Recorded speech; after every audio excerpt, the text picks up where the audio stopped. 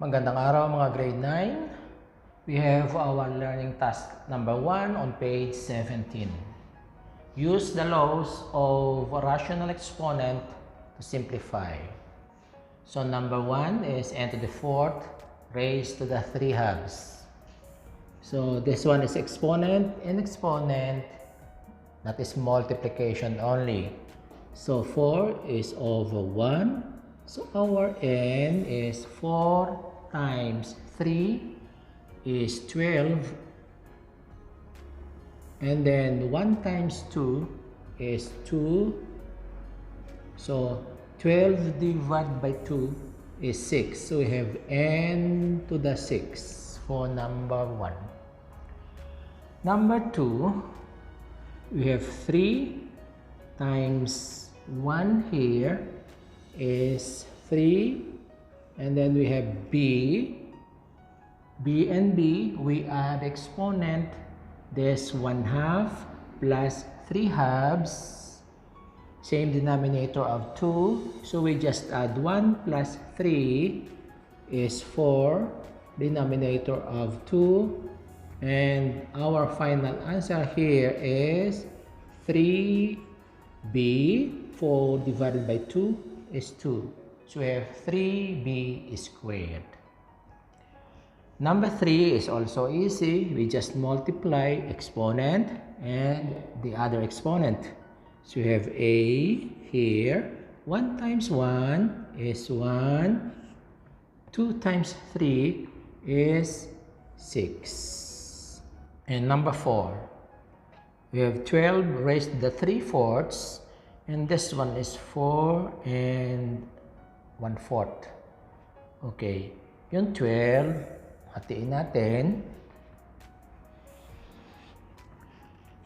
So 12 is 3 times 4 is 12. And then raised to the 3/4. And then this one is 4 and 1/4. 4 raised to the 1/4. Distributive here. This is 1, 4 to the first. This one is also 3 to the first. So, i-distribute natin yung 3/4 na exponent. 3 and 1 times 3/4 is also 3/4. O, ayan. Tapos yung 4, yan. 1 times 3/4, 3/4. So, parehas exponent nila, distribute lang natin over 4 and 1/4. Okay. So, dito, 3 and 3/4 pa rin. And then, ano ngayon ito? Division. 4 and 4, parehas. Ano ang gagawin natin sa exponent? Kapag division, iso-subtract natin. 3/4 minus 1/4. So, lagay natin dito. 3/4 na exponent minus yung 1/4. Wala nang LCD kasi 4 na. Pareha sila. 4. 3 minus 1 ay 2. Lowest term nito is 1/2. So, dito yung 4. Sinubtract natin exponent 3/4 minus 1/4. Ang natira is 1/2 sa itaas. Kasi malaki yung 3/4 sa itaas kaysa 1/4 sa baba. Oh, ano ang 4 and 1/2? So, we have 3 and 3/4. Itong 4 and 1/2 sa radicals ay square root of 4. Ano ba square ng 4? Ay 2. So, ito ay 2. Tapos, ito lagay natin sa radicals. So, we have here 4th root, index of the root is 4. ito ay 3. Ilagay na natin yung exponent na 3 sa loob. Kaysa naman ganun natin. So, dito 3.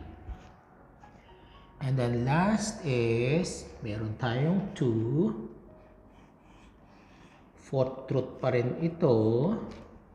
And 3 cube is 3 times 3 is 9 times 3 is 27.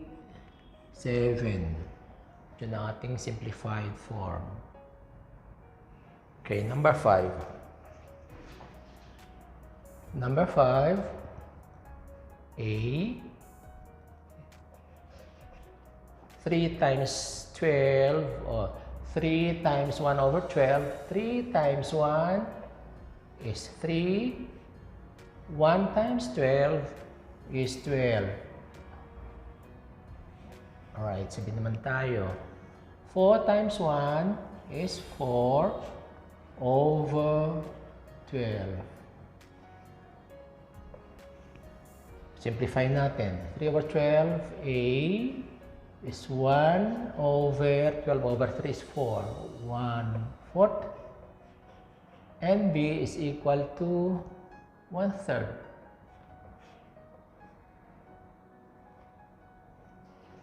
Okay? So, in radical form, we have fourth root of A and we have cube root of B. Kung gusto nyo ito or ito.